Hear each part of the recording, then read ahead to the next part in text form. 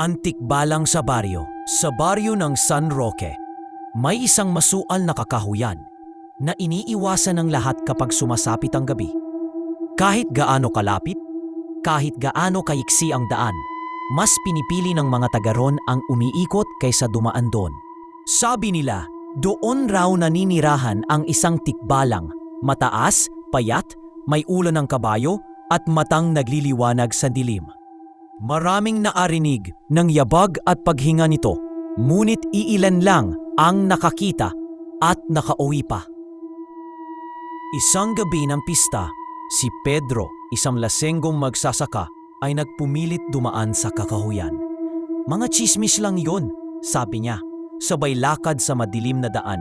Ang tanging liwanag ay ang kanyang lampara na mahina na ang sindi. Habang naglalakad siya, naramdaman niya ang bigat ng hangin. Parang may matang nakamasid.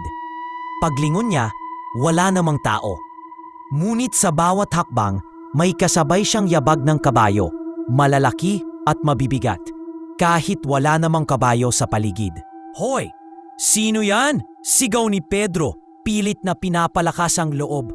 Doon niya narinig ang malalim na hininga, parang kabayong hinihingal pero halong tinig ng tao. Sa gilid ng kanyang mata, may aninong matangkad, nakayuho at may mahabang buhok na tila buntot. Nang lumapit ang manino, tumambad sa kanya ang nilalang.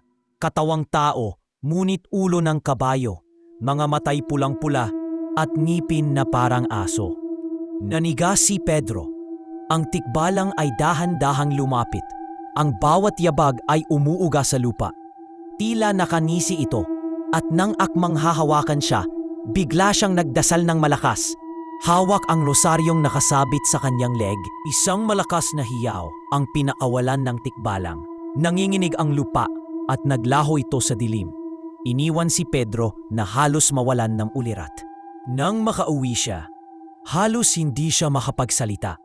Ngunit mula noon, tuwing gabi, kahit nasa bahay siya, lagi raw niyang naririnig ang yabag ng kabayo sa labas ng kanyang bintana, na tila naghihintay na muli siyang makalabas.